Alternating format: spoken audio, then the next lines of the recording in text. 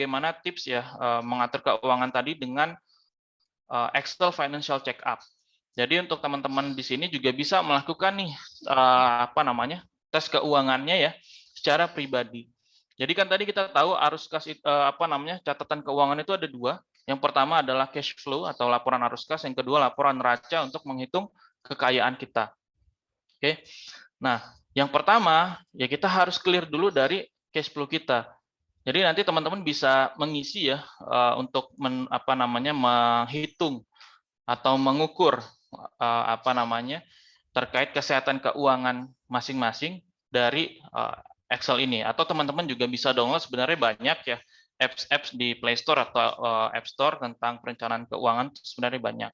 Sebagai contoh misalkan di sini ya teman-teman hanya perlu mengisi bagian-bagian yang berwarna abu-abu ini.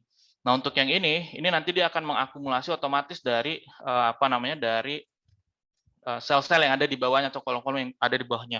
Contoh misalkan di sini kita mulai dari penghasilan bulanan. Gaji suami berapa? Misalkan 10 juta.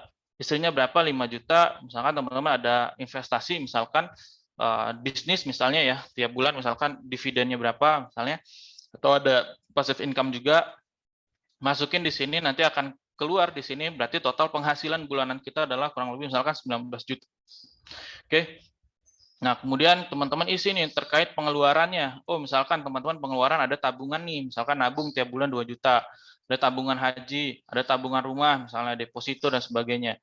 Kemudian untuk asuransi misalnya kalau ada ya masukin di sini. Kemudian untuk rumah tangga misalnya makan keluarga berapa, listrik, TV kabel dan sebagainya. Kemudian transportasi misalkan bensin, tol, parkir. Kemudian jika udah misalkan di sini udah punya anak satu gitu ya, uang sekolahnya berapa, jajan dan sebagainya. Kemudian untuk kegiatan sosial dan sebagainya. Kemudian untuk kebutuhan pribadi misalnya untuk merealisasikan hobi tiap bulan misalkan main futsal dan sebagainya misalnya gitu ya. Atau untuk nonton sama istri, anak dan sebagainya. Nah, teman-teman isi di sini. Atau kalau punya cicilan juga nih, misalkan teman-teman lagi nyicil rumah, misalkan per bulan 1 juta gitu ya, atau per bulan 2 juta. Nah, ini teman-teman masukin di sini. Dia akan otomatis menghitung nanti kira-kira, nah pengeluaran bulan ini berapa. Karena tadi saya tambah 2 juta, jadi di sini hanya selisih 2,8 juta net cash flow-nya. Jadi tiap bulan berarti kita bisa menyisihkan uang 2,8 juta. Nah, kemudian teman-teman bisa masukin juga ke sheet selanjutnya. Ini cash flow tahunan. Jadi ini adalah untuk mengukur kira-kira tahunan itu biasanya kita dapat income dari mana aja. Misalkan dari THR, ya, dari ada aktivitas bisnis dan sebagainya misalnya. Dan pengeluarannya untuk apa nih, STNK, misalnya zakat harta dan sebagainya, kurban misalkan di sini masukin. Nah, teman-teman ukur, nanti akan kelihatan nih, oh di sini kalau misalnya gue kurban dari dana tahunan nih nggak cukup nih kalau 10 juta misalkan di sini 5 juta. Nah, berarti kelihatan di sini masih positif. Kemudian teman-teman masuk ke bagian neraca. Nah, nanti di bagian neraca ini tertera beberapa indikator. Nah, indikator inilah yang nanti akan mengindikasi ya atau memberikan early warning kepada kita apakah keuangan kita saat ini itu sudah ideal atau belum gitu ya. Nah, teman-teman bisa isi dulu nih terkait asetnya ada apa aja, aset kasnya ini yang liquidnya ada apa aja. Kemudian misalkan punya perhiasan, punya rumah, mobil dan sebagainya, motor. Nah, ini di list semua. Nanti akan otomatis dia menghitung. Nah, kemudian terakhir di sini nanti teman-teman bisa lihat indikator-indikator yang ada di sebelah kanan. Contoh misalkan di sini indikator rasio liquidity ratio, ini berarti rasio likuiditas gitu ya. Nah, di sini nilai kita, rasio kita adalah 4. Nah, secara standar ya, nah standar sebenarnya beda-beda, tergantung nanti teman-teman mengatur ya. Cuman di sini standar dari umumnya dari para perencana keuangan seperti itu. Nah, di sini rasio likuiditas itu apa sih? Nah, teman-teman juga bisa lihat nih dari rumusnya. Berarti ini total aset kas, berarti total kas teman-teman yang liquid dibagi dengan cash flow bulanan di D16, berarti dibagi dengan net cash flow bulanan kita. Jadi selisih ya dari penghasilan dikurang dengan pengeluaran, itu kan net cash flow. Nah, itu kalau dibagi dengan kas kita atau tabungan yang kita punya real yang liquid ya, yang bisa dicairkan dalam jangka pendek, itu kalau kita bagi nilainya 4. Berarti secara standar ini ideal ya, karena di atas daripada 2. Kemudian yang kedua di sini liquid asset to net worth ratio ya. Berarti ini total aset kas dibagi dengan kekayaan bersih. Nah, ini maksudnya apa sih? Berarti secara rasio ini kas kita harusnya ini kurang secara rasio ini ya. Ini hanya 7,3% daripada kekayaan bersih kita. Ibarat tuh uang di tangan kita ya, uang yang ada di tangan kita itu cuma 7,3% dari total kekayaan bersih kita. Nah, secara standar harusnya di atas 15%. Misalnya di sini teman-teman ubah, berarti gue harus punya kas misalkan taruh 55 juta ya. Masih kurang, berarti misalkan di sini 100. Nah, kalau misalnya kas di tangan teman-teman ada 200 juta, ini secara rasio ini ya, ini berarti udah ideal kayak gitu. Kemudian di sini adalah debt to asset ratio. Nah, ini yang penting sebenarnya. Kalau ini kan sebenarnya udah aman ya sebenarnya selama teman-teman punya kas, teman-teman di sini nilainya positif harusnya sudah bagus gitu ya. Nah, cuman yang penting di sini adalah secara risiko, yaitu adalah debt to asset ratio, yaitu adalah perbandingan dari total hutang dengan total aset. Nah, ini yang perlu teman-teman warning jika nilai ini itu di atas 50%. Karena kalau nilai ini di atas 50% berarti total utang teman-teman melebihi setengah daripada total asetnya. Nah, misalkan contoh di sini ya, teman-teman punya utang, misalkan pinjaman rumah kalau dihitung misalkan sampai dia jatuh tempo, sampai selesai, misalkan ada utangnya 1M gitu misalnya di sini. Nah, ini akan berubah nih nilainya. Debt to asset ratio-nya jadi 97,2%. Jadi ini sudah melebihi daripada batasan risiko kita, batasan maksimalnya. Nah, berarti kita nggak boleh secara hutang itu sampai hutang 1 miliar. Mungkin di sini maksimal 400 juta kali ya, atau 200 juta. Nah, kalau 200 juta, nah ini sebenarnya mana sih tadi? Nah, ini ya, secara ini masih aman gitu karena total hutang kita hanya 19,5% daripada total aset kita, seperti itu. Kemudian di sini ada investment asset to net worth ratio. Ini berarti total aset investasi dibagi dengan kekayaan bersih. Nah, ini sebenarnya adalah total aset investasi kita itu berapa persen daripada kekayaan bersih kita. Nah, contoh dalam hal ini kan saya mengisi aset investasinya cuma 300 juta, sementara kekayaan bersihnya ada 800 juta.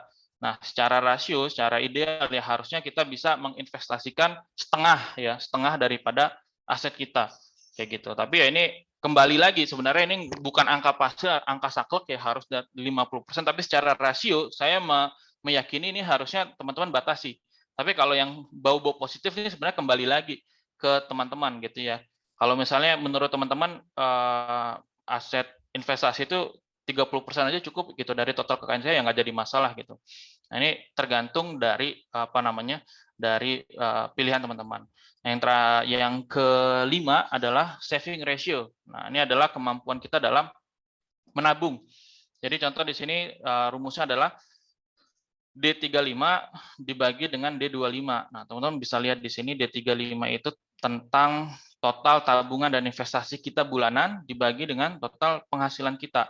Berarti di sini kita ya secara rasio kita menabung atau saving uang dari penghasilan kita 23,7%. Artinya ini sudah secara ideal, ini udah ideal gitu karena udah di atas 10%.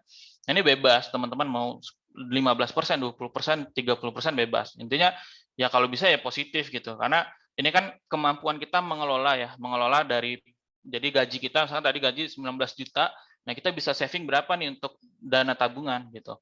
Nah, kemudian yang keenam adalah debt service ratio. Ini adalah perbandingan antara hutang ya. Ini D136 dan D25 tadi berarti tentang penghasilan. 136 itu tentang cicilan ya. Nah, ini terkait cicilan dan angsuran.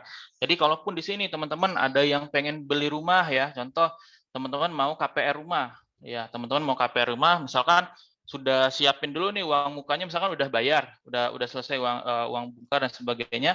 Nah, teman-teman punya cicilan, misalkan tadi ya, cicilan per bulannya itu 2 juta.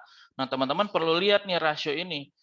Debt to service ratio-nya itu berapa? Dari penghasilan kita, oh penghasilan saya tadi 19 juta. Kalau cicilan saya 2 juta, oh ternyata masih aman nih gitu. Masih aman. Kenapa? Karena masih di bawah 30% dari total penghasilan kita. Gitu. Jadi kalaupun teman-teman mau beli rumah, misalkan mau KPR atau nggak mesti KPR, misalnya teman-teman mau kredit kendaraan nih, kredit mobil misalnya, ya teman-teman harus ukur juga di sini. Kalau misalnya nih saya tambah, misalkan di sini 10 juta, ini kebanyakan. Oke, berarti 12 juta hutang cicilan tiap bulan, ini secara ini pasti udah melebihi nih tuh. Berarti nggak bisa nih kalau misalnya saya mau beli mobil, misalnya mau kredit mobil, nggak bisa yang cicilannya 10 juta. Mungkin kalau kita ubah ke 5 juta, masih nggak bisa juga. Mungkin ke 2 juta lagi deh misalkan. Kalau ke 2 juta, nah ini mungkin masih aman ya. Karena cicilan kita atau debt service ratio kita itu masih di bawah 30% dari total income bulanan kita. Kayak gitu. Jadi ini bisa dijadikan sebagai dashboard ya, dashboard untuk teman-teman bisa menentukan decision apakah saya perlu, misalkan tadi saya perlu nambah investasi nih, atau saya perlu nambah aset, saya perlu diinvestasikan, atau saya perlu ngurangin utang saya nih gitu, karena hutangnya sudah mendekati ambang batasnya, seperti itu. Dan yang terakhir adalah solvency ratio, ini adalah perbandingan antara kekayaan bersih dengan total aset. Nah, ini sebaiknya adalah dia di atas 50% ya, kekayaan bersih kita positif gitu. Kalau dia negatif berarti hutang kita terlalu banyak, seperti itu. Oke, nah ini kurang lebih ya terkait financial planning sederhana yang bisa teman-teman lakukan mandiri di rumah. Nah, terkait tadi bagaimanakah cara saya mengukur target investasi dan sebagainya ya teman-teman, sederhananya tinggal ukur aja berapa target dari income yang dihasilkan dari investasi tersebut gitu ya. Contoh kayak gini. Jadi buat di Excel manual aja, misalkan contoh saya pengen punya uang 1 miliar pertama saya.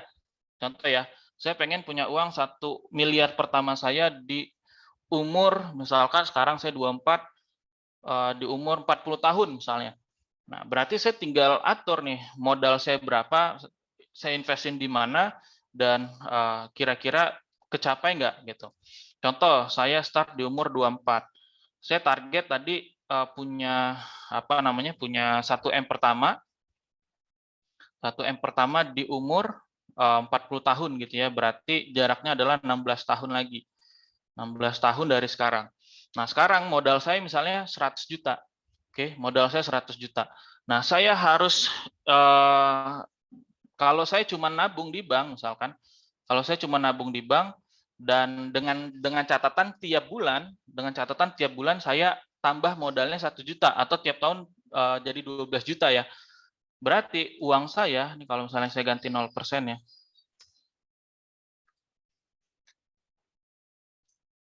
Nih. Ternyata kalau saya cuma nabung di bank tanpa adanya bunga ya, misalnya tanpa adanya bunga bank, itu sampai ke 30 tahun ke depan uang saya hanya berapa nih? 460 juta gitu. Berarti nggak kecapai nih kalau saya taruh di bank seperti itu. Oh, misalkan saya taruh di deposito misalnya yang bagi hasilnya atau bunganya 3%. Berarti kalau di deposito nih, berarti saya akan mencapai target di 30 tahun lagi itu masih 800 juta, berarti belum achieve nih targetnya. Nah, kalau misalnya saya taruh di saham, misalkan dengan rata-rata profit tiap tahun bisa saya dapetin 12%, maka di umur 40 tahun atau sekitar 16 tahun lagi ya di sini ya, saya bisa dapat keuntungan atau total aset yang saya dapatkan adalah achieve di 1,1 M. Seperti itu. Ya berarti dalam perhitungan ini, kalau saya mau achieve 1 miliar pertama dengan modal 100 juta, dengan saya nabung tiap bulan 1 juta, dengan target di umur 40 tahun, maka saya harus memilih investasi di saham. Dengan return yang harus saya kejar adalah minimal 12% per tahun. Seperti itu.